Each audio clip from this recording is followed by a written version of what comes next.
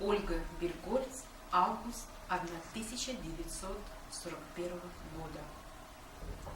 Я говорю с тобой под свист снарядов, угрюмым заревом озарена. Я говорю с тобой из Ленинграда, страна моя, печальная страна. Кронштадтский злой, неукротимый ветер в мое лицо закинутое бьет.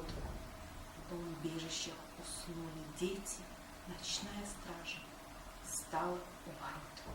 Над Ленинградом смертная угроза, бессонная ночь, тяжек день любой. Но мы забыли, что такое слезы, что называлось страхом и мольбой. Я говорю, нас, граждан Ленинграда, не поколеблет грохот канонад. И если завтра будут баррикады, мы не покинем наших баррикад.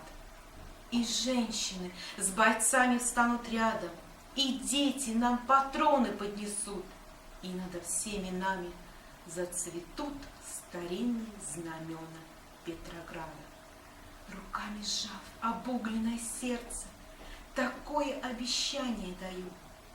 Я, горожанка, мать красноармейца, погибшего подстрельную в бою.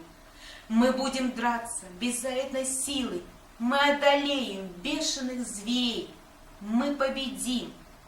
Клянусь тебе, Россия, от имени российских матерей.